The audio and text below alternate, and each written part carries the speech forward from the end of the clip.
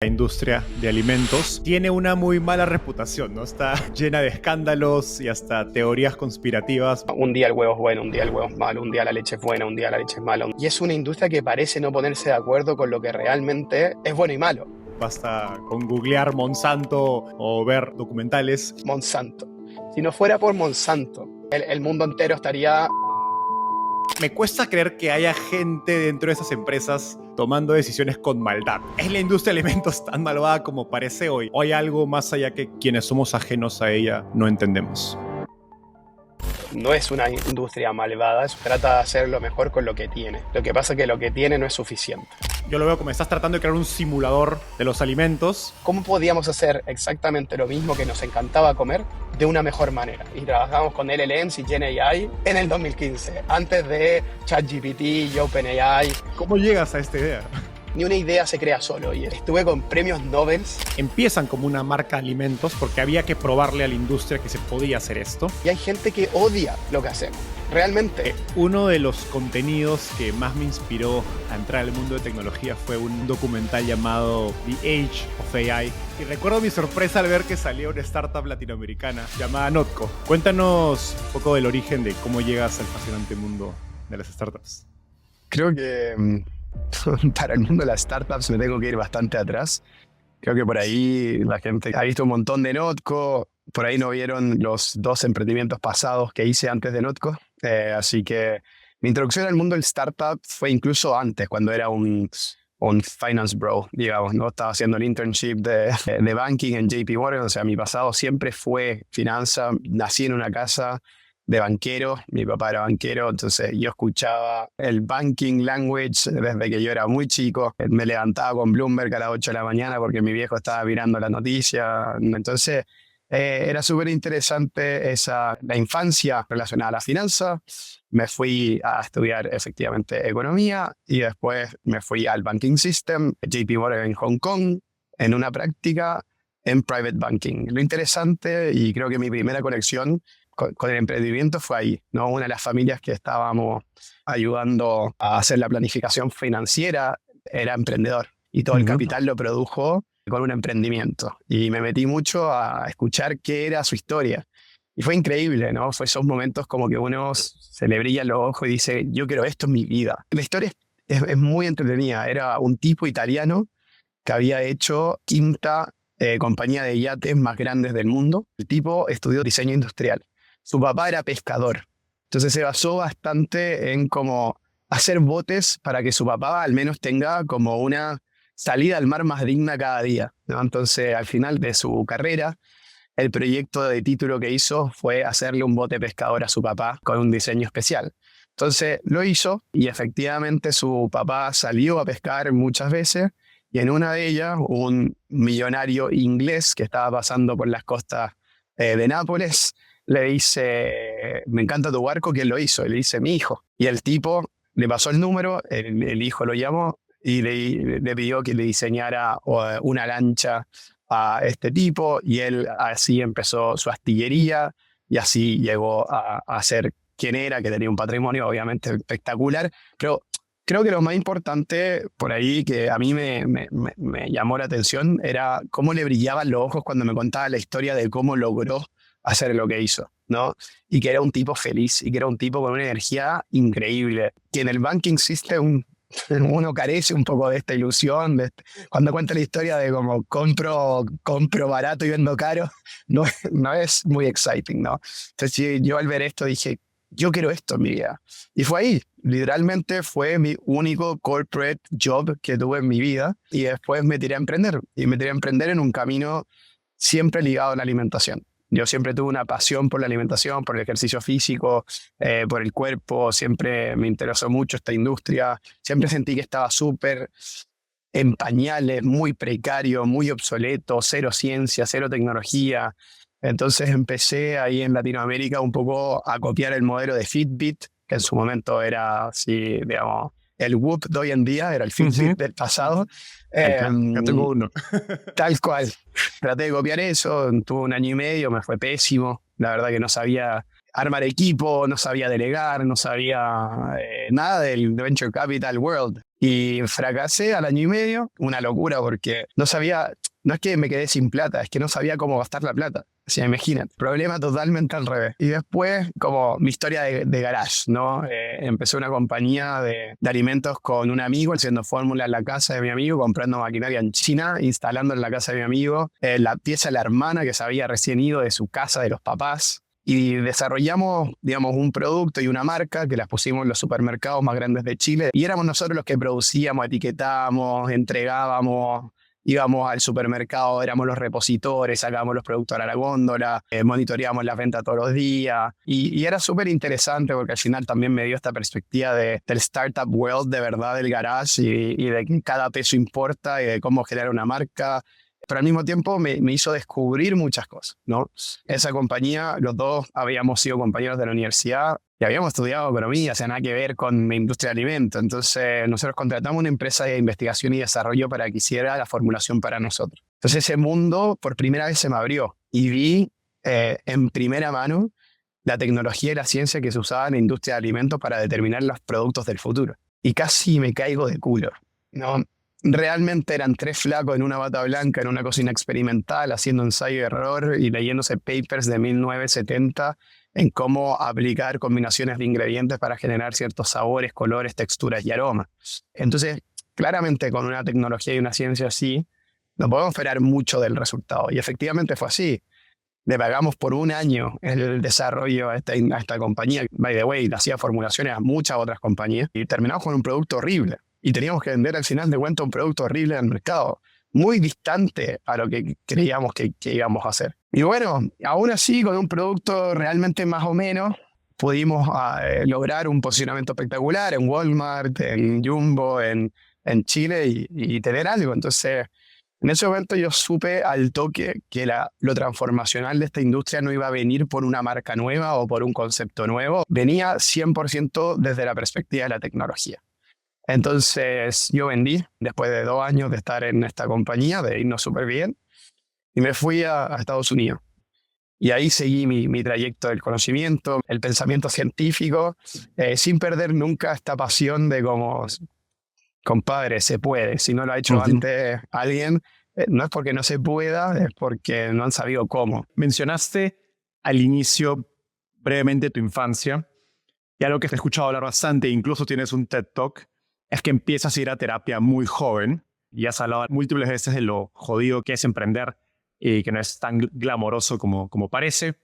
¿Cuál es tu sistema de, llamémosle, soporte frente a esos momentos de mierda o difíciles que has aprendido? Mira, creo que lo más importante es entender efectivamente que emprender es durísimo y que la pasión no basta, nunca. La pasión se queda corta, la pasión es de corto plazo, la pasión es como prenderle fuego a un diario. Sí, tiene una llama increíble, pero dura recontra poco. Entonces, creo que está mucho el mito de haz lo que te apasiona y no vas a tener que trabajarle un peso a nadie porque tu pasión te lleva. Eso es mentira. Entonces, creo que lo primero es debunk la idea de que efectivamente la pasión te ayuda, genera esta utopía de no le trabajo un peso nunca a nadie. Es mentira, ¿no? Llega el board, llegan los problemas, uno va a trabajar, tiene que resolver 25.000 millones de problemas para encontrar una solución, toma un montón de tiempo, es la cobranza a los clientes, es las cosas que no te funcionan, es el proveedor que está descontento, el producto que no le gusta. Loco, es extremadamente duro. Y al mismo tiempo, como uno en general está haciendo algo nuevo, no hay muchos que te pueden dar buenos advices. Entonces, encontrar muy bien esas personas creo que es fundamental. Rodearse de gente que lo complemente a uno. Y ahí te lo engancho un poco con la terapia. Es imperativamente importante conocerse a uno mismo antes de entender qué es lo que tiene que ir a buscar afuera que lo complementen a uno. Y la terapia ayuda mucho en eso. Yo nací en Chile, me fui a vivir a Argentina. Argentina por ahí la sociedad más terapiada que existe del mundo. Y eso me empezó a dar muchos recursos de la parte de conocerme a mí mismo para entender lo que pasa allá afuera, entender por qué hago las cosas que hago y qué cosas me carga hacer y qué personas y qué perfiles de personas pueden hacerlo mucho mejor que yo. Entonces creo que lo que siempre tuve como líder fue este autoconocimiento, que es un superpoder a final de cuentas, para entender muy bien dónde yo tengo que poner mi cabeza y dónde tengo que poner la cabeza del resto y de quiénes tengo que poner la cabeza. Entonces, Terapia es bueno, no te va a salvar la vida, no te va a salvar el problema que uno tiene en la startup, ¿no? Tampoco lo pinto como es la solución para todo, para nada, pero sí te da mucho más chance de vivir este proceso, vivirlo feliz y poder aguantarlo, porque aguantar 10 años de la vida de un startup es durísimo, durísimo, es durísimo. Me encanta porque es un consejo bastante práctico. Se suele recomendar busca un socio o cofundadores o un equipo que te complemente, pero pues si no te conoces bien, ¿qué vas a buscar que te complemente? No vas a saber Tal qué cual, buscar. tal cual. Creo que por ahí lo que se me queda y lo que sí te ayuda es entender tu propósito, porque el propósito es muy distinto a la pasión. El propósito es un activo subyacente tuyo que tiene que estar muy claro y muy presente en todo momento. Ese es el colchón que efectivamente cuando uno cae rebota ahí, ¿no? La pasión no lo es. Purpose para mí es fundamental y mantener la autenticidad. Creo que lo que te permite la terapia es eso, ¿no? Estar ok con lo que uno es y trabajar algunas cosas que por ahí quiere ser, pero ser auténtico. La autenticidad te ayuda y a mí personalmente levantando fondos, digamos, yendo a Andreessen Horowitz, yendo a Sequoia y ver a Doug Leone y cayéndome en la reunión de sorpresa, cómo yo mostrarme como soy yo y no como el resto de los 10 flacos que le han ido a presentar antes, creo que también ha sido algo fundamental que en parte se trabaja mucho en terapia. Quiero conectar la idea de propósito con la industria de alimentos, que tiene una muy mala reputación, ¿no? Está llena de escándalos y hasta teorías conspirativas. Basta con googlear Monsanto o ver documentales, Cowspiracy en Netflix, que recuerdo haberlo visto hace unos años. Tal cual. Dicho eso, me cuesta creer que haya gente dentro de esas empresas tomando decisiones con maldad, ¿no? O sea, creo que eso sería una sobresimplificación. Entonces, ¿es la industria de alimentos tan malvada como parece hoy? ¿O hay algo más allá que quienes somos ajenos a ella no entendemos? Tapeable, creemos firmemente que el talento está presente en todo el mundo, pero las oportunidades de llegar a él, no. Por suerte, existe Deel, la solución que te permite contratar, gestionar y pagar talento independientemente de dónde esté. La mayoría de empresas globales utilizan hasta 16 herramientas para hacerlo. Con Deel lo haces todo en un solo lugar. Además, promueve el alto rendimiento de tu equipo con una suite de recursos humanos potenciada por inteligencia artificial para gestionar programas de desarrollo, desempeño y capacitación. Con Deel puedes escalar tu empresa con una velocidad y experiencia inigualables, manteniéndote siempre en regla con las leyes laborales de cualquier país. Conoce más de Deel en Deel.com. Esto es DEEL.com. Ahora sí, volvamos al episodio. Está muy buena la pregunta y la respuesta en corto es no. No es una industria malvada, es una industria que trata de hacer lo mejor con lo que tiene. Lo que pasa es que lo que tiene no es suficiente. No es suficiente para el mundo que tenemos, no es suficiente para la población que tiene el mundo, no es suficiente para los recursos que nos quedan, no es suficiente para la coexistencia con otras especies en el mundo. No es suficiente, ¿no? Entonces, no hay que culpar a la industria de alimentos por ser malvada. Yo igual empecé con ese estigma, ¿no? Hay gente malvada que toma decisiones malvadas y no es así, ¿no? Es realmente alguien que no se le puede culpar porque también las herramientas que tiene para decidir el futuro son muy escasas. Entonces ahí va un poco la creación de Notco. Yo me di cuenta de esto, ¿no? Me di cuenta de que las herramientas y la ciencia que está detrás de los alimentos le permite o le hace tomar muy malas decisiones, tanto medioambientales como de salud humana, ¿no? Hay un desconocimiento brutal, pero también en eso creo que hay que ser justo que en términos de información disponible para nosotros consumidores, en el pasado era cero. Era imposible para mí cuando chico relacionar el pedazo de bistec que estaba en la mesa con el cambio climático. No tenía idea cuán relacionados estaban las carnes procesadas con potencialmente la aparición de ciertos cánceres o algunos de los Four Horsemen que vamos a enfrentar todos en la vida. Los Four Horsemen básicamente son los 4 caballeros de la muerte, que son, digamos, síndromes metabólicos, heart disease, cáncer, cognitive decline, Alzheimer o Parkinson, etc. Entonces, hoy día está. Y cuando fuimos creciendo, nosotros empezó a aparecer. Y lo que dices tú es buenísimo, Cowspiracy. Cowspiracy nos enseñó cosas que nosotros nunca vimos, ¿no? Cowspiracy, What the Health, Game Changers. Y venía información que obviamente iba a cambiar la manera en que se tomaban las decisiones de consumo masivo, ¿no? Lo que sí tenía que haber era una herramienta que permitiera que la gente coma mejor sin siquiera darse cuenta, porque somos humanos, nos gusta comer rico, no queremos cambiar las cosas, decimos que comemos bien cuando en verdad no comemos tan bien. Entonces también hay un montón de conocimiento del ser humano que es fundamental para entender qué es lo que viene como producto, lo que tenemos que lanzar. Entonces ese fue el concepto, tecnología, tecnología, tecnología, para hacer completamente algo nuevo que nos depare el futuro. Mencionaste la información que tiene el consumidor y creo que algo particular de la industria de alimentos es que es poco transparente, ¿no? Como consumidor es difícil distinguir qué alimento es bueno, qué alimento es malo, que es un supuesto básico de un mercado donde si uno sabe qué es bueno y qué es malo, puede premiar al bueno comprándolo y castigar al malo dejándolo de comprar. Claro. En esta industria, dado que pues, no entendemos que ahí en la comida es difícil tomar esas decisiones, ¿por qué es difícil saber qué estamos comiendo? ¿Cuál es la limitación tecnológica que de algún modo ustedes están tratando de resolver? Yo te diría que hay dos dimensiones muy particulares, que uno es la concepción del consumidor de lo que es bueno y lo que es malo, y lo que realmente es bueno y es malo de acuerdo a la ciencia. Son dos cosas que no conversan, ¿no? Muchas veces. Entonces te diría que tenemos una industria en la cual es muy confusa toda la información que genera, ¿no? Un día el huevo es bueno, un día el huevo es malo, un día la leche es buena, un día la leche es mala, un día el queso es bueno, un día el queso es malo. Un día el enemigo público son las calorías, ¿no? Pero después son las grasas saturadas, después el colesterol, después los GMOs, después el gluten. Y es una industria que parece no ponerse de acuerdo con lo que realmente es bueno y malo. Y esa confusión se transmite un montón. Entonces empiezan a generar estos mitos alrededor de la comida que no son necesariamente verdad. Están muy distantes.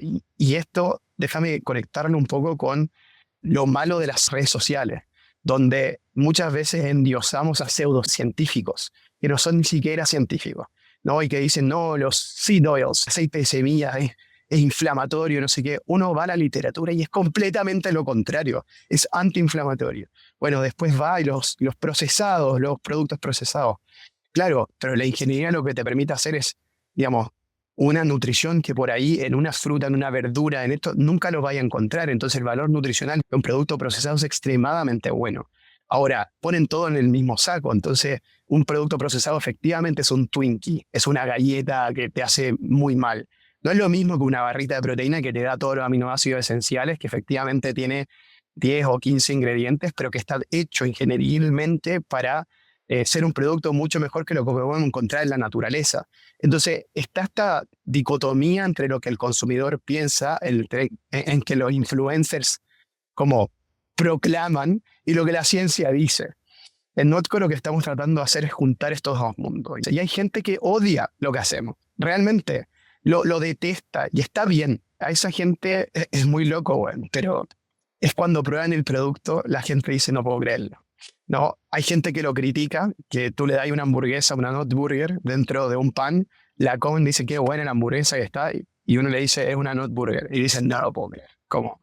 No, si me hubieses dicho nunca lo hubiese comido. O sea, hay una mitificación también de productos y de cosas, que en la realidad, digamos, no es así. Entonces, hay un gran gap entre lo que creemos que es los alimentos y lo que la ciencia dice que nos hace o no nos hace bien, ¿no? Entonces, esa reducción de gap es importante, es difícil. Tú mencionaste algo, me encantó que lo hayáis mencionado, Monsanto.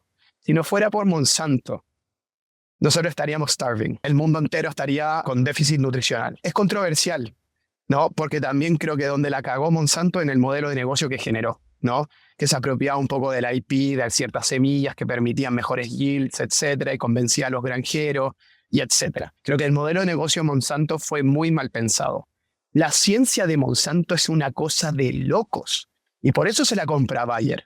Entonces, nada, podemos estar un montón discutiendo esto, pero lo que digo es, la gente podía criticar Monsanto, pero estaba comiendo Monsanto. Es lo mismo que la Coca-Cola. La gente critica los overly processed foods, pero está tomando Coca-Cola mañana, ¿no? Y uno ve los trends de todo más orgánico, todo más functional, todo come mejor la gente. Mentira. Coca-Cola lo único que ha hecho es aumentar su participación de mercado. Entonces, hay una concepción y hay una realidad. Y esto es lo mismo y se transfiere muy humanamente a lo que está pasando en la política, por ejemplo. Hay cosas que están politically incorrect de decir, pero la gente la hace igual. Creo que no hay momento más distante entre las encuestas y la votación real. porque también hay un castigo público por lo que uno opina, ¿no? La alimentación está un poco así, ¿no? Mencionaste las herramientas que la industria de alimentos tiene disponible para efectivamente hacer esta ciencia que te permite entender qué estamos comiendo o qué hay en los alimentos. Y lo irónico es que esas empresas de alimentos y consumo masivo son billonarias, ¿no? O sea, uno imaginaría que tienen grandes equipos de ingeniería y científicos y recursos para invertir en investigación y desarrollo. ¿Por qué no han podido resolver este reto tecnológico? Y quizás explícanos un poco más del reto técnico que hay. En corto, no lo saben hacer. Para ellos, tú tenés que pensar algo que yo al principio no entendía, ¿no? Pero piensa tú, ¿cuándo fue la última vez que una compañía grande lanzó un producto que generó una marca de multi-billion dollars? Yo tengo la respuesta. Fue hace 50 años atrás. Las compañías grandes les cuesta innovar. Lo que más prefieren hacer es arreglar pequeñas cosas de cosas extremadamente muy grandes, ¿no? Porque mejorarle 1% del margen bruto a Oreo, a Cadbury, a Nutella, es mucho más importante que lanzar un nuevo producto, porque ese punto de gross margin te genera en el profit, en términos absolutos, $500 millones. 3 billion dollars. Eso es un gran problema, ¿no? Y es porque las industrias de alimentos tan grandes, con multi-billion dollars, prefieren promocionar cosas grandes y no seguir haciendo cosas chicas en el futuro. Ahora, estamos en un punto en donde efectivamente están necesitando un poquito de este lado, ¿no? El poquito de cómo transformo mi compañía para hacer más cosas como las que hizo Notco, ¿no? Entonces, la inteligencia artificial es difícil de implementar, es difícil de trabajar, es difícil de entender. Notco nació en 2015 y trabajamos con LLMs y GenAI en el 2015, antes de ChatGPT y OpenAI. Y la gran complejidad y el gran challenge estaba primero en el entendimiento de los alimentos, ¿no? Los alimentos son muy difíciles de comprender porque tienen multidimensiones de problemática. Si una fórmula, nosotros la tenemos que ver como un problema multidimensional. Si yo le saco, 5 gramos de azúcar y yo lo tengo que complementar con algo, pero ese algo no es directamente proporcional, ¿no? Sacar un chocolate por otro chocolate o por un cacao por el otro cacao no es directamente proporcional. Cambia absolutamente todo. Entonces, ¿qué es lo primero que teníamos que hacer? Entender por qué los humanos comemos las cosas que comemos, ¿no? ¿Por qué nos gustan las cosas que nos gustan? ¿Por qué preferimos una marca versus la otra? ¿No? Entonces nos teníamos que meter en la relación que existía entre los componentes moleculares de los alimentos y la percepción humana del sabor, textura, aroma y color, ¿no? Y entender que también existen muchas diferencias entre seres humanos. Lo que percibo yo no es lo mismo que percibes tú. Si yo nací en México, es muy distinto a Ecuador y muy distinto a Chile y muy distinto a Argentina, inmensamente distinta a Asia y a Europa, ¿no? Son completamente distintas percepciones, que esas percepciones también están ligadas a sentimientos. O sea, no era solamente la data molecular de los alimentos, era la percepción humana, ¿no? De muchísimas cosas. Entonces teníamos que empezar a relacionar. Entonces lo primero que hizo Notco fue desarrollar esta inteligencia de qué datos tenemos que mirar para poder entender qué es lo que es un producto para mí y para ti. Entonces fuimos a la data espectral, fuimos a MASPEC, GASPEC, infrarrojo y un montón de cosas que antiguamente en la industria de alimentos nunca se habían utilizado. Yo cuando me salgo del último startup para crear Notco, me fui a Berkeley a estudiar lo máximo que podía de ciencia y entré muy de cerca en el departamento de bioquímica. Y vi que el 99% de ese departamento trabajaba en pharma. Y Pharma estaba haciendo todo lo que la industria de alimentos necesitaba. Pasa que no se pagaba. Ese R&D, esa investigación y desarrollo, no se pagaba con alimentos, porque los márgenes de Pharma son, mucho más grandes que lo que son de alimentos, ¿no? Entonces era un poco agarrar las nuances de lo que estaba pasando en Pharma y traerlos a la industria de alimentos. Y así fue como Notco empezó con este approach más científico, más tecnológico. Entonces, una vez que entendíamos los alimentos y por qué nos gustaban los alimentos que consumíamos, era cómo podíamos hacer exactamente lo mismo que nos encantaba comer de una mejor manera.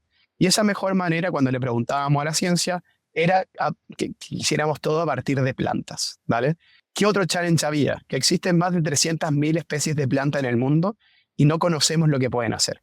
O sea, tenemos realmente un repositorio de menos del 1% del total de las plantas para entender qué es lo que pueden hacer en sabor, en color, en textura, en aroma. Entonces para nosotros era como explorar este mundo de plantas completamente desconocido. No sabíamos si la combinación de repollo y piña generaba el sabor de la leche. O no sabíamos si la combinación de tomates y durazno generaba el sabor del pollo. Y quizás a un ser humano le hubiese sido imposible pensar que eso realmente pasaba, pero a nosotros no. La inteligencia artificial que no está sesgada y que entiende que la reacción química entre estos ingredientes, en el caso de repollo y piña, genera lactona y me hace sentir que yo estoy tomando, digamos, un producto de origen lácteo, ¿no? Eso es el poder de la inteligencia artificial, es entender cómo replicar lo mismo con otras cosas que por ahí le hacen mejor al mundo, le hacen mejor al ser humano, y así empezamos. Sabíamos, eso sí, que si queríamos hacer una tecnología que por ahí se convirtiera en el Intel Inside de la industria completa, nosotros teníamos que hacer nuestro propio pavimento, ¿no? Nosotros teníamos que lanzar nuestra marca, teníamos que hacer un producto que fuera mainstream, y ese era el challenge. Bueno, 6 años después estamos acá. Ese fue un poquito cómo pensamos que la tecnología iba a cambiar absolutamente todo y cómo replicamos un poco lo que funcionaba en Pharma y lo metimos en alimentos.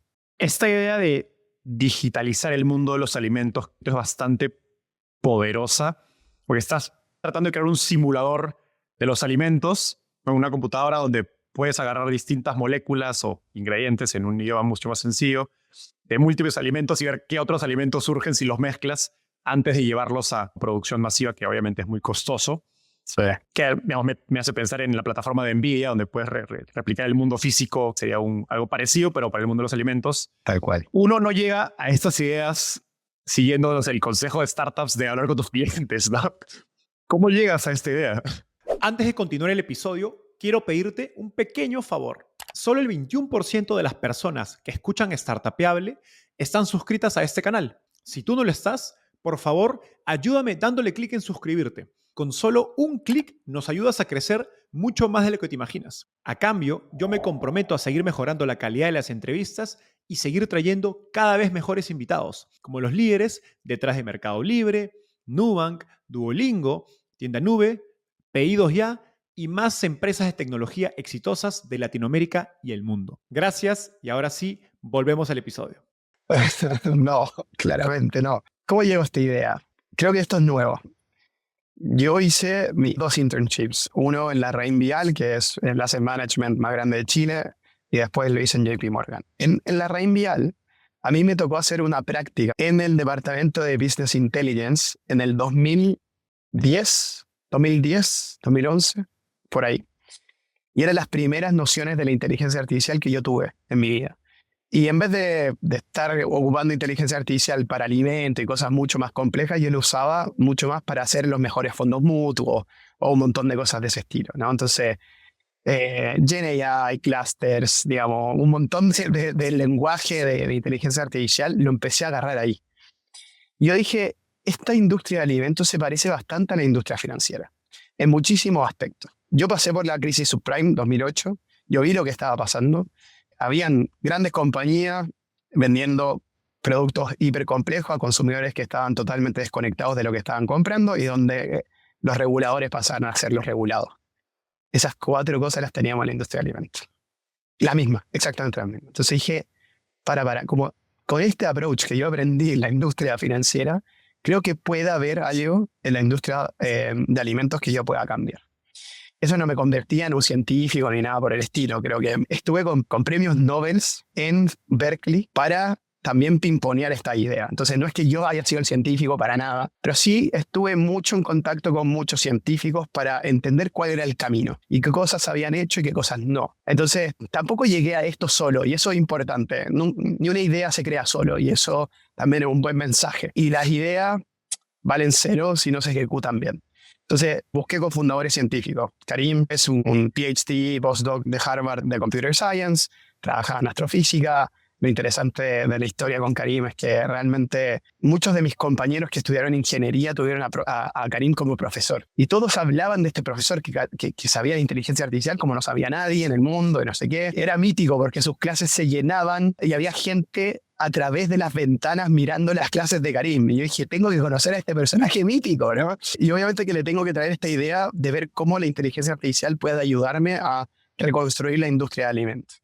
Y cuando hablé con él, obviamente que yo pensé que era cero chance de como captar su curiosidad.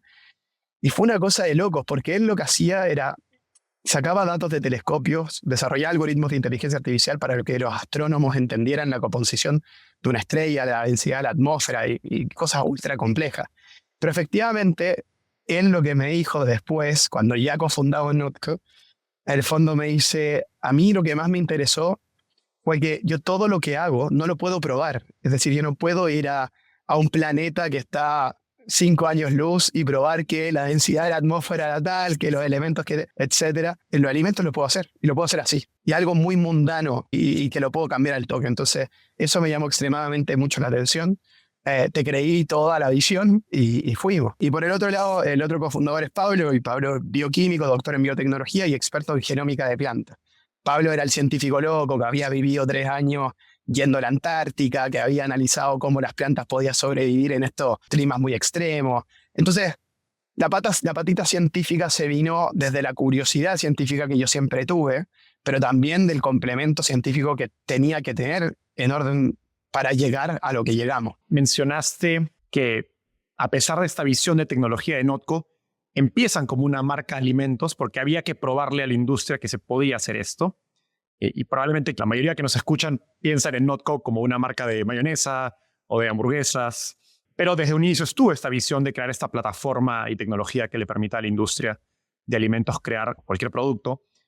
Cuéntanos un poquito más de la lógica de por qué empiezas con un negocio de alimentos. La tecnología para mí era fundamental para cambiar la industria de alimentos. Yo lo que vi fue que no era esta industria malvada, era una industria muy ignorante de las capacidades técnicas que existían para poder revolucionar la industria que ellos mismos estaban liderando, ¿no? Ahora, sabía que iba a ser difícil cambiar las maneras y cambiar las tecnologías internamente de las compañías. Casi imposible. Y había mucha fricción también del ser humano. El ser humano no quiere ser reemplazado y mucha gente ve la inteligencia artificial como un reemplazo. Pero si ve que comercialmente, por estar usando esta plataforma tecnológica, estás haciendo cosas que ellas no pueden, entonces ahí levanta curiosidad. Y más sobre todo si le estás robando market share, ¿no? Si ellos están sufriendo con el mercado. Entonces, Notco siempre se pensó como una compañía de tecnología que la manera de capitalizar esa tecnología iba a ser muy distinta de acuerdo al camino que íbamos formando. Y esto es súper curioso. El primer invoice que hizo Notco fue a otra compañía. Nosotros nos queríamos transformar en una compañía de investigación y desarrollo para la industria de consumo masivo. Y no nos resultó, porque lo que nosotros pensábamos era muy distinto a lo que pensaban las otras compañías. Las cosas que nosotros queríamos hacer en el punto de venta era completamente distinta de la visión y los valores que tenían, las otras compañías. Y fue ahí cuando dijimos, si queremos hacer el Intel Insight, tenemos que generar el iPhone. Es una locura, ¿no? Entonces era como, ¿cómo podemos pavimentar el camino a futuro nosotros mismos, aun cuando nos cueste 10 veces más construir una marca, construir un negocio de consumo masivo, pelear en las góndolas por mi espacio, en múltiples países? Pero vamos. Y eso fue la primera vez que pensamos en lanzar nuestros productos. O sea, nos demoramos 2 años en desarrollar la tecnología antes de lanzar el primer producto. Y el primer producto fue Notmayo en Chile. Hay cosas que, son interesantes. No sé si ha ido a Chile, pero Chile es el 3er mayor consumidor per cápita del mundo de mayonesa. Uno va a un supermercado y hay un pasillo entero de mayonesa. Es una locura. No hay una salsa, pero está lleno de mayonesa. Entonces lanzamos Notmayo. La gente enganchó con el producto al toque. Porque no es que estaban esperando una mayo nueva, están esperando una manera de ver la industria muy nueva, muy disruptiva, que conversara con lo que los nuevos consumidores estaban pensando. Logramos el 7% de market share de la categoría mayonesa en 10 meses de venta. Y eso fue cuando Kasek vio estos datos, vio nuestra disrupción y fue como para. Cuéntenos un poco más, ¿no? Diciembre de 2017 recibimos nuestra primera inversión de Kasek, que es el fondo de venture capital más grande de Latinoamérica, ex fundador de Mercado Libre, etcétera, ¿no? Y ahí empezó nuestro camino. Fue Notmayo, Ice Cream, Burger, Chicken, Milk en Chile, Argentina, Brasil, Colombia, México, Estados Unidos, Canadá. Levantamos $420 millones. empezamos a trabajar con compañías increíbles como Burger King, Starbucks, Papa John's, Shake Shack. Y por primera vez, por ejemplo, empezamos a ser el partner de innovación de Starbucks. Entonces, metimos comida, metimos la milk. Y fíjate que Starbucks empezó a sufrir un cambio tremendo del consumo. Entonces, hoy día, para que tengas una idea, 78% del total de venta de bebidas en las tiendas de Starbucks son frías, no calientes, ¿no? 78, es una locura. Es todo el año, ¿no? Entonces, ni siquiera es que te estoy dando un número de seasonal. Y eso los complicó, porque los productos que ofrecían, digamos, las máquinas que tenían internamente, el profit de sus productos cambió completamente, ¿no? Y una de las cosas que no podían hacer en frío era espumar. Cuando uno compra un cappuccino en Starbucks, compra 40% de aire, marked up, aire, ¿no? Aire caro. En frío no la podían hacer. Y nos vinieron con este problema, como Notco, ustedes con su inteligencia artificial nos pueden desarrollar un producto que espume en frío extremadamente bien. Y nosotros dijimos, why not? Y así fue. Y en 9 meses teníamos un producto que estaba vendiéndose en más de 3.000 salas, que generó incrementalidad en el negocio, mejor profit, etc. Y así como hicimos con Starbucks, lo hicimos con muchas otras cadenas de comida rápida, de consumo. Y bueno, y fue como, bueno, o sea, ya estamos siendo este partner de innovación, estamos usando nuestra tecnología y la inteligencia artificial para desarrollar incrementalidad en el negocio de este tipo de compañías. ¿Por qué estamos limitados a estas compañías? Entonces lanzamos en Estados Unidos con Notco, Milk, Not Burger, Not Chicken. Nos va muy bien y recibo un llamado del CEO global de Kraft Heinz, de Miguel Patricio. Y Miguel Patricio me dice, Mati, quiero hacer algo meaningful con Notco. Nos encanta la marca, nos encanta la velocidad, no podemos creer la calidad de sus productos. Queremos hacer, ¿por qué no?, la versión Not de nuestros productos tradicionales. Mac and Cheese, Kraft Singles, Heinz, Oscar Mayer, Filadelfia. Y nosotros dijimos, bueno, pero, ¿no? Es importante entender cómo, ¿no? Y él me dice, mira, Mati, lo que más quiero es que la lideren ustedes. Si hacemos un joint venture, quiero que lideren ustedes esto. Y que ustedes apunten al CEO, porque si vive en Kraft Heinz, esto va a fallar, ¿no? Y fue como, concha, nunca había escuchado tanta como self-awareness de otra persona del mundo corporativo. Y fue, bueno, exploremos. Bueno, y un año después fundamos The Kraft Heinz Not Company. Tenemos 8 categorías de productos operando acá en Estados Unidos. Están en, digamos, más de 10.000 puntos de venta. Nos está yendo extremadamente bien. Y por primera vez vimos la luz de esta visión que teníamos hace 8 años atrás, de ser el Intel Insight de la industria de consumo masivo. Y fue primero Kraft Heinz y ahora hay un montón de nuevas novedades que las podemos charlar. Así que ese fue el camino, te diría. Mencionaste que la primera factura de Notco es a una empresa y que había una visión diferente entre ustedes y ellos. Todo ese camino de 8 años era para, de cierta forma, evangelizar a la industria de tu visión. Porque lo más natural hubiera sido que tú te tengas que adaptar. Claro. Quizás 9 de 10 emprendedores hubieran dicho, adapto mi visión a la visión de este cliente y empiezo a producir. Jamás hubiésemos sido un billion company si hubiésemos seguido ese camino. Jamás. Fueron 2 compañías que nos ofrecieron comprarnos la tecnología antes. Pero nosotros sabíamos que los objetivos del uso de esa tecnología iban a ser completamente diferentes a los nuestros. Nosotros teníamos que demostrar una manera de hacer las cosas, que será distinta a cómo lo hacían otras compañías. Y no solo eso, ahora lo loco es que no solo nos piden a nosotros la solución técnica de algunos problemas de marcas que tienen las grandes compañías, de sugar reduction o cost reduction o etcétera. Nos piden ayuda en marketing. Es una locura. Entonces, casi que parte del servicio que nosotros proporcionamos es un servicio de innovación y marketing.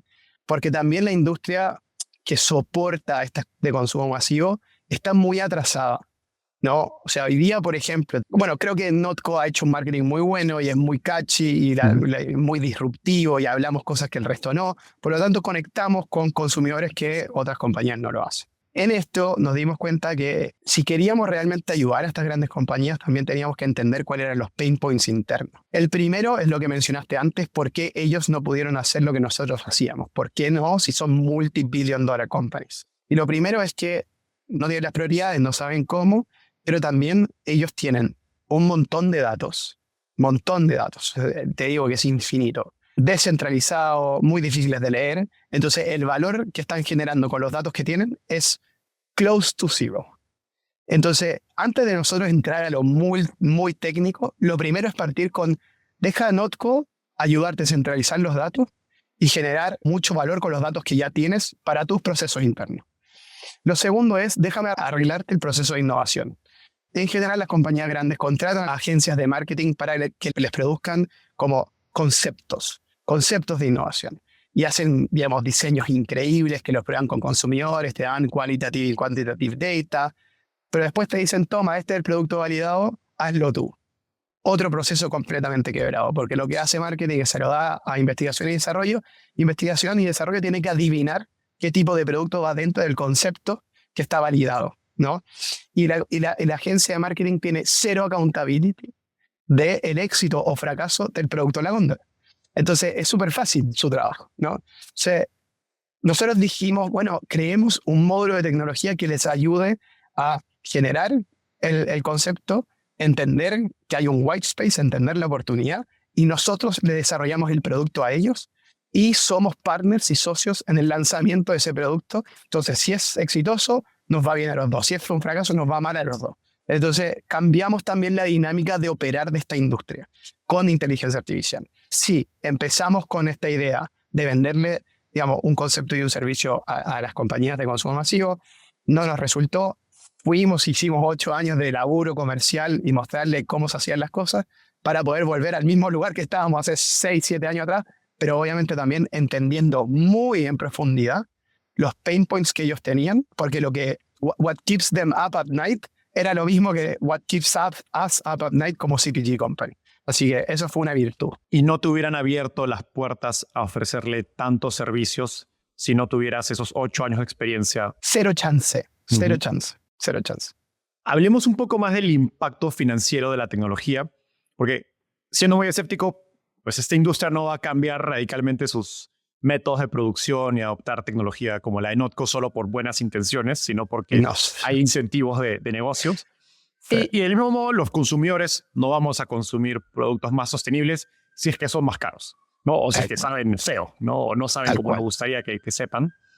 Pues, explícanos de la forma más sencilla cómo la tecnología de Notco se traduce en los ahorros o más ingresos. ¿Cómo afecta al estado de pérdidas y ganancias de la industria de alimentos? Creo que lo más importante es entender que lo que hace Notco es básicamente una investigación y desarrollo en esteroides. ¿Qué es lo que quiero decir con eso? Que tú, para afrontar un problema de investigación y desarrollo, sobre todo cuando uno no tiene conocimiento de lo que está haciendo, la curva de aprendizaje toma extremadamente mucho tiempo. Entender cuáles son los ingredientes, entender la categoría, entender los procesos, cómo los procesos afectan la fórmula al principio. Hacer una fórmula en un laboratorio es muy distinto a hacerlo en un proceso industrial. Los pesos moleculares son completamente distintos, por lo tanto, los volátiles, los sabores, los colores, las texturas que empiezan a generar cuando están sujetos a procesos industriales muy distinto a la Thermomix en el laboratorio, son todos problemas extremadamente complejos. A los que tiene que enfrentarse el científico o ingeniero dentro del equipo. Un ingeniero en alimentos, común y corriente, ¿no? Eso toma mucho tiempo y toma muchos ingenieros en alimentos haciendo exactamente lo mismo. Entonces, todo este sistema antiguo está trabajado con, nosotros le decimos ensayo y error, ¿no? También está otro aspecto, el domain of knowledge, es decir, que el dominio o el espacio de conocimiento que tienen es extremadamente específico. Entonces, alguien que se profesionalizó particularmente con chocolate, por ejemplo, sabe que el chocolate, las bases son manteca de cacao, es cacao en polvo, esto y esto, lo otro, ¿no? Ahora, ¿qué pasa si el problema es mucho más complejo? ¿Qué pasa si el problema es, le tengo que sacar todo el azúcar al producto y le tengo que agregar, digamos, X, Y o Z ingredientes con ciertas restricciones? Bueno, el problema se convierte en un espacio potencial de soluciones que es exponencial. Es decir, que es 10 elevado a la 23, una combinación de 10 ingredientes distintos con 3 restricciones distintas. Es un número más alto de la cantidad de estrellas que tenemos en el Milky Way. O sea, para que pienses un poco la complejidad que puede llegar a ser. La inteligencia artificial te permite llegar a esa solución mucho más rápido. Entonces, nosotros lo que hacemos es, y te voy a poner un ejemplo como súper claro, ¿no? A Kraft Heinz le tomaba 3 años lanzar una categoría nueva de un producto. nosotros con Kraft Heinz hemos hecho 8 categorías de producto en 1 año y medio. Después no solo eso, sino que también lo que hemos permitido hacer es que los productos que hacemos en el laboratorio son escalables en la planta de producción porque metemos los inputs del proceso dentro de la fórmula también. Entonces, las chances de éxito que nosotros tenemos cuando desarrollamos un producto nosotros son extremadamente más altas, ¿no? Que si los lanzaran por ellos mismos. Y voy a meter otra complejidad acá, que es cómo generar digital twins, ¿no? Así como se generan digital twins, digamos, de muchas cosas para poder predecir el éxito de algo, nosotros lo hacemos con el paladar de cierta gente. Entonces nosotros simulamos, por ejemplo, Enzo, yo te voy a dar, no sé, 10, 15 fórmulas distintas y yo voy a tener el feedback tuyo de si te gustan, no te gustan, por qué no te gustan. Te tengo que enseñar un poquito un lenguaje también de feedback para el algoritmo. Después de hacer eso, yo voy a entender un poquito y yo voy a poder predecir. Un test A/B de Facebook, pero de paladar. Literalmente es eso. Entonces yo voy a saber cuál es el purchase intent de un producto que yo estoy pensando hoy día. El día de mañana, si Enzo pasa por una góndola y lo va a querer o no va a querer, ¿no? Ese es el poder de la inteligencia artificial. Una de las grandes paredes, de la muralla china de la implementación de inteligencia artificial, somos los seres humanos, ¿no? La fricción que genera el entendimiento o la implementación de inteligencia artificial, los seres humanos, el corporate bullshit, la política interna, es infinito. Ahora, hay que entender cómo solucionarlo. Y nosotros hemos ido en un journey de primero entender que a veces nuestro cliente internamente en las compañías no era el que pensábamos, no es el área técnica, es el área marketera. Porque el área marketera dentro de las compañías es la que toma las decisiones, digamos, de nuevos productos. Incluso es el cliente que tiene el budget, ¿no? R&D en las compañías grandes es un centro de costo, lamentablemente. No es un decidor, por lo tanto tiene muy poco budget. Entonces, si queremos hacer un multi-billion dollar company, mi consumidor no solamente es la parte técnica, es la parte que viene un poquito más arriba, que es marketing. Todos estos elementos son cosas fundamentales para entender cómo hacer un negocio de inteligencia artificial first. Sé que el negocio B2B, digamos, de plataforma, de Notco, sirviendo a las empresas de alimentos es más reciente o un poco más nuevo en comparación al de consumo masivo. Pero, ¿qué tendría que estar haciendo Notco en los próximos 3 a 5 años para que rechaces cualquier oportunidad de venta y hagan una IPO? De todo lo que nos has contado suena que el cielo es el límite, ¿no? La oportunidad es enorme de lo que pueden hacer con esa tecnología. Creo que hay múltiples escenarios y creo que son todos, se tienen que ir dando bastante natural, pero súper bien pensado. Notco está dividido en dos, ¿no? El business unit de foods, que es el que vende hamburguesas, digamos, etc. Y está el de B2B, que es Notco AI, ¿no? Como la service company. Creo que Notco en 5 años debiese ser una compañía la cual sea un Intel Insight de los alimentos. Es decir, que uno encuentre productos Notco en las góndolas, pero encuentre incluso más productos powered by Notco, ¿no? Entonces, eso se tiene que ir viendo más y más. Y creo que el futuro de Notco claramente está mucho más embedded en la parte de B2B. El consumo masivo es espectacular para nosotros porque nos permite probar cosas, nos permite lanzar, entender, digamos, las nuevos trends, tener un contacto con el consumidor extremadamente cercano y ver cómo la inteligencia artificial y los módulos que nosotros generamos para el B2B son cosas que realmente sirven en consumo masivo.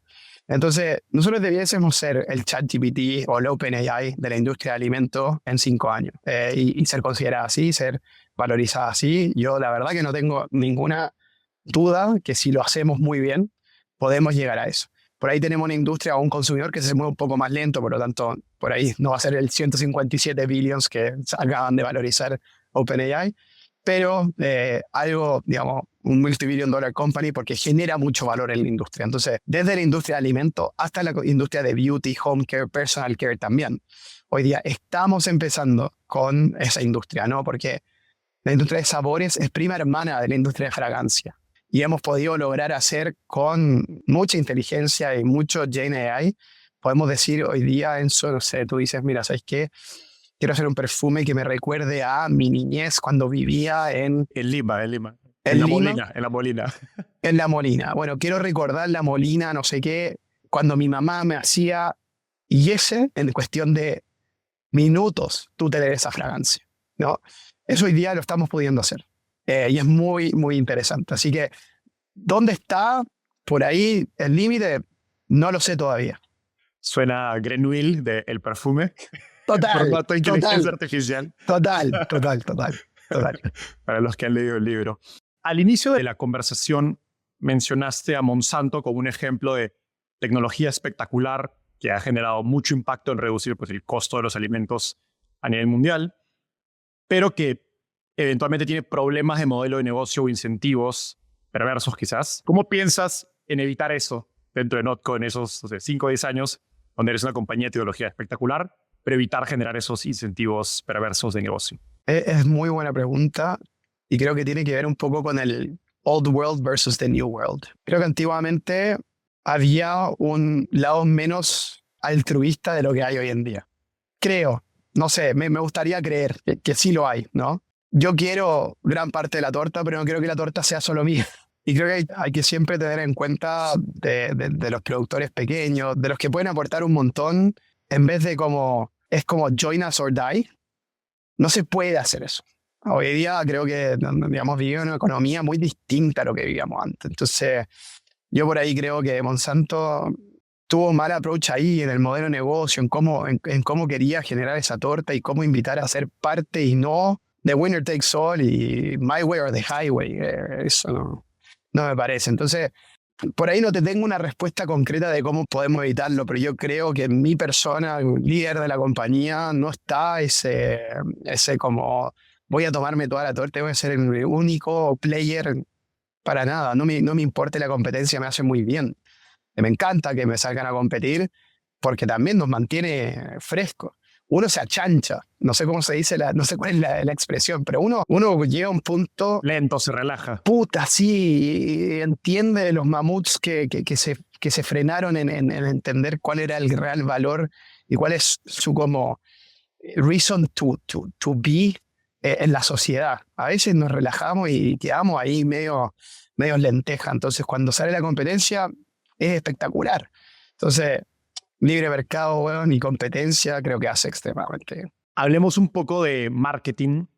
Notco es una de las pocas, creo, startups en Latinoamérica que ha logrado crear una marca muy, muy aspiracional. Creo que lo curioso es que se posicionan muy en contraposición, ¿no?, a la industria de alimentos tradicional, siendo tecnológicos, saludables y sostenibles.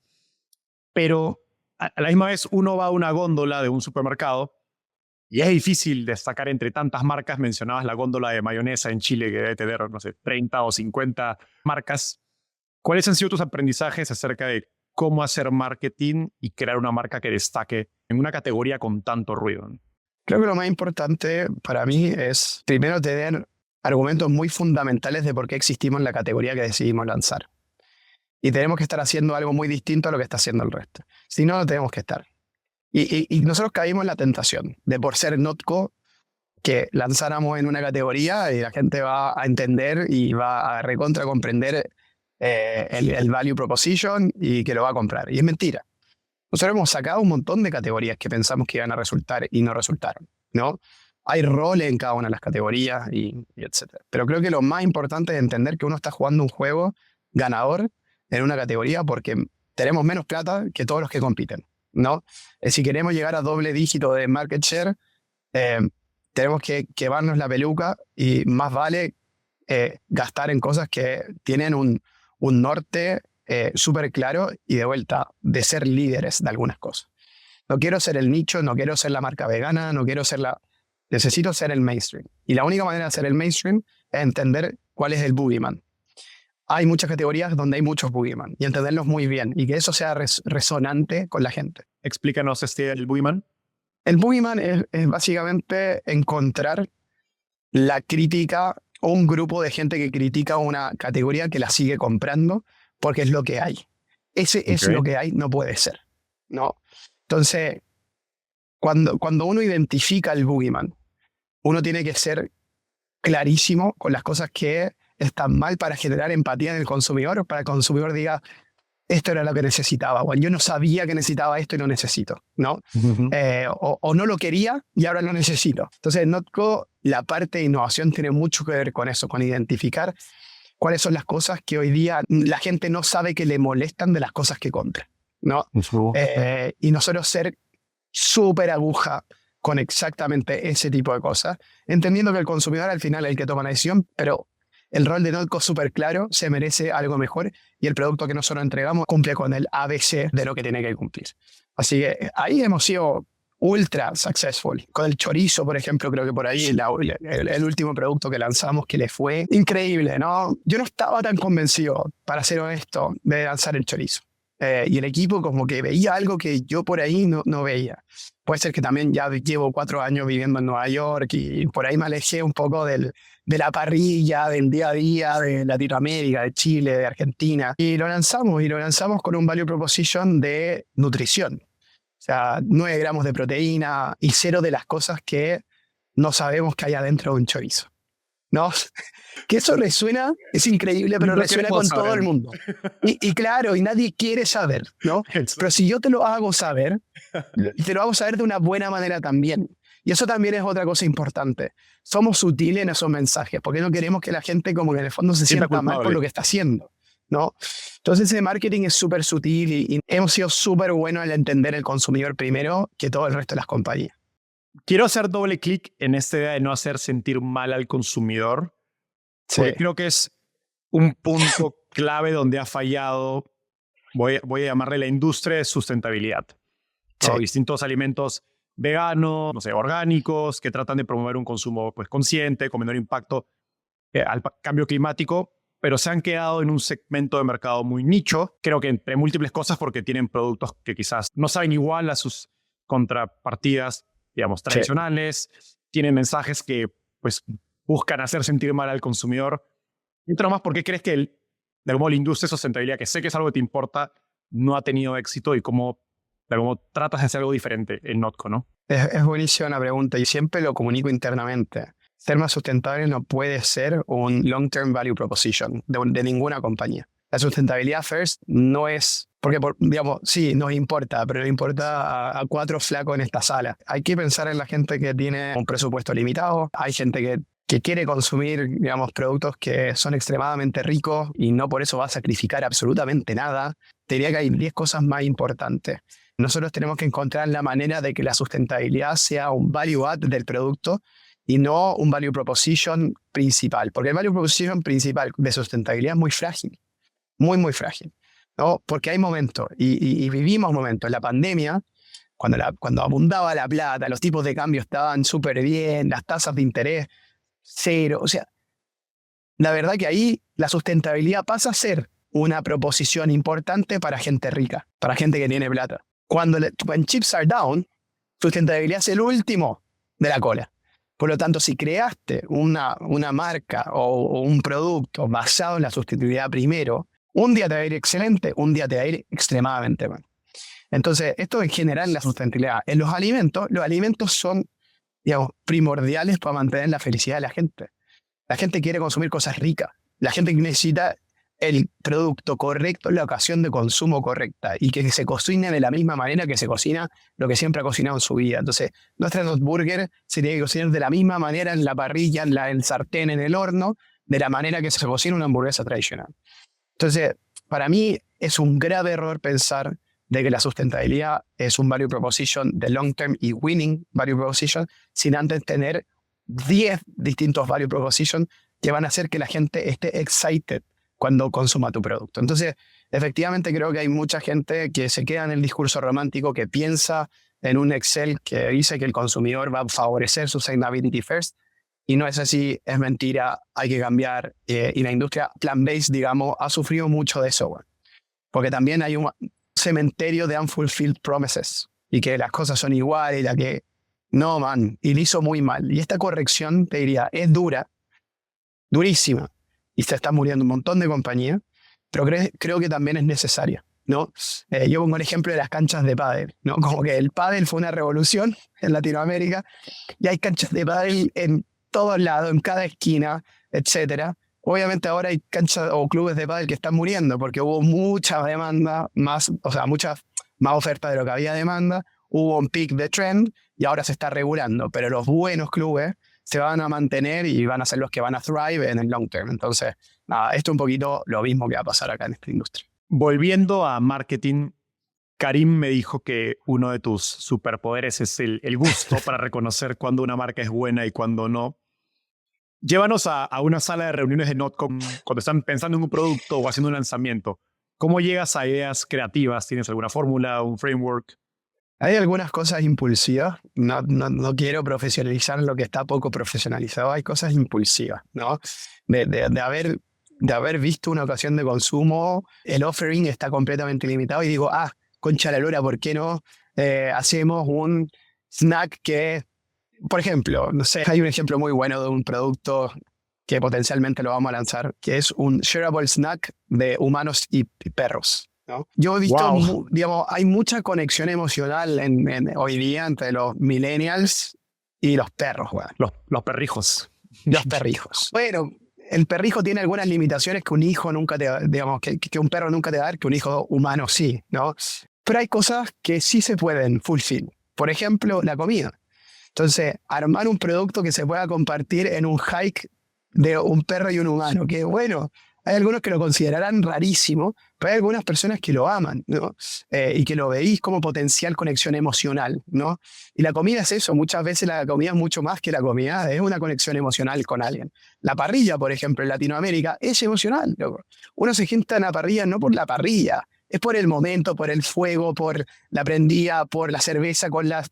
¿Me entendís? Todo eso. Entonces, eso es una reunión por ahí más impulsiva. Hay otros procesos que son los procesos de innovación, que en el fondo ocupamos mucho lo que es este nuevo módulo de inteligencia artificial que se llama Concept Quant, que básicamente lo que hace es descubre dentro de los datos de social listening, etcétera, un potencial producto para una ocasión de consumo que ya existe, con features que nadie ha podido poner en la mesa, o un producto nuevo para una ocasión de consumo nueva con features que la gente desconoce. Y vamos revisando eso y es como, por aquí va la cosa, veamos cuál es la fórmula, pero vamos al toque. Entonces, no es como, ya, esto está en la nube, tenemos que bajarlo y tenemos que esperar un mes cuando ya se me olvidó que estábamos en este proceso. Es como, literalmente, en 3 días el producto está ahí. Esto es muy mítico de Notco. Entonces, si tú vas a una oficina de Notco, probablemente más en Chile, Argentina y San Francisco, te van a dar a ti un producto X, que tú no vas a saber qué es, ¿no? Y tú lo vas a probar y vas a dar el feedback sensorial. Todo esto, behind the scenes, está trabajando como un proxy para generar esto que yo te conté del Digital Twin. Entender por qué nos gustan las cosas que nos gustan. Entonces está constantemente aprendiendo. Eso es súper mítico, súper entretenido. Es un proceso que solamente Notco tiene. Y bueno, nada, creo que así es como manejamos una reunión de Notco, con cosas duras, pero con cosas completamente blandas e intuitivas. Me encanta. Ya para cerrar el tema de marketing, personalmente me parece que Notco, más que una marca, se transmite como un movimiento. ¿Cómo piensas en esta idea de aplicar un movimiento a tu marketing y a los mensajes que... Lo más importante que tenemos que hacer como Notco es que todo lo que hacemos nosotros, desde partnership hasta material, hasta piezas creativas, hasta productos, el underlying purpose sea súper claro y consistente. Nosotros podemos generar un movimiento siempre y cuando ese propósito sea consistente y claro todo el tiempo. Si nosotros empezamos a destruir ese propósito, estamos cagados. No sé si viste una campaña que para mí es extraordinario, por ahí el mejor material que ha hecho Notco, que es el Mayo Haters, que básicamente invitamos a probar Not Mayo en blind, o sea, en ciego, a gente que odia la mayonesa. O sea, hay grupos de Pinterest que destruyen la mayonesa, la odian, no sé qué. Invitamos a ellos a probar digamos, Not Mayo, metida en hamburguesa o lo que sea. Y los tipos vomitan y nosotros filmamos literalmente vomitando a los tipos haciendo arcadas, puteando todo. Y al final el mensaje es como, if you hate mayo, you're gonna absolutely hate not mayo, ¿no? Un poco haciéndolo negativo. Y eso es un poco lo importante de lo que tiene que tener Notco que otras compañías no tienen. Es decir las cosas diferentes, decir las cosas negativas, entender que hay un firework, pero que el underlying purpose es exactamente lo mismo, consistentemente en todas las campañas. Entonces, la pasión la asocio con el firework creativo y el propósito es lo que va detrás, ¿no? Que siempre tiene que ser lo más consistente posible. Matías, llegamos al final. Tengo un par de preguntas rápidas. ¿Estás listo? Vale. ¿Cuáles son las preguntas más importantes para las que hoy no tienes respuestas? Creo que la pregunta más importante es ¿y qué va a hacer Notco en los próximos, no 5, 3 años? ¿No? Y yo no tengo una respuesta clara. Creo que sé por dónde va, pero creo que también es bueno entender que el struggle de un fundador es estar pensando en esos 3 años y que a veces esos 3 años cambian porque cambian muchas cosas, ¿no? Las variables por las cuales tomaste la decisión de los próximos 3 años son completamente distintas hoy en día. Por lo tanto, lo que viene en 3 años tiene que cambiar y eso es fundamental. Entonces, what keeps me up at night es literalmente eso. ¿Cuál es el consejo más contrario o poco común que tienes para los emprendedores que nos escuchan? Emprender es durísimo y te diría que el 90% es sufrimiento. Bueno. Entonces, si uno realmente no tiene la gente, la convicción, el propósito súper claro desde un principio, no lo hagan. Bueno. Salir en el diario, levantar rondas de inversión tiene unas consecuencias brutalmente negativas, aparte de lo positivo, ¿no? Hay muchas cosas positivas que son las cosas que realmente se ven en los diarios, etc. Y hay un lado extremadamente negativo. No es que mi consejo es no emprender, ¿no? Es emprendan entendiendo que no siempre va a ser lindo, que la gran mayoría es bien feo, ¿no? Finalmente, ¿qué preguntas no te hacen que crees que deberían hacerte más seguido? ¿Cómo estás? Creo que no se pregunta, bueno. Por ahí se pregunta, pero una vez es como, buena, ¿cómo estás? No es como, hey, man, ¿cómo estás de verdad? ¿No?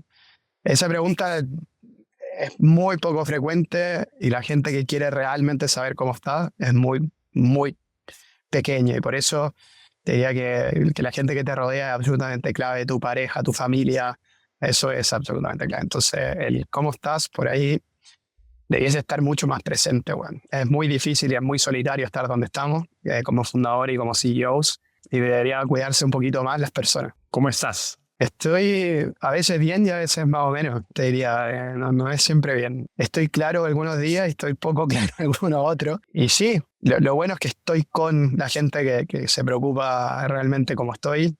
Tengo una pareja increíble, tengo una familia ultra presente y eso es una virtud tremenda que yo tengo por ahí por sobre quizás otros CEOs y otros fundadores. Así que estoy frecuentemente bien, a veces no tanto. Gracias, Matías, por la transparencia y honestidad. Ha sido una charla increíble. Espero que la hayas disfrutado tanto como yo. Igualmente, Enzo, muchas gracias por el espacio y por dejar hablar por ahí cosas que en otros podcasts no se puede. Feliz. Nos vemos. Abrazo grande. Gracias por acompañarnos hasta el final del episodio. A diferencia de un inversionista, no te cobramos por nuestra sabiduría, pero para poder seguir creciendo necesitamos de tu ayuda. Así que comparte este episodio con tus amigos emprendedores. Y si quieres recibir el resumen con lo mejor de todas nuestras entrevistas, no dejes de suscribirte a nuestra newsletter dándole clic aquí. Nos vemos en el próximo episodio.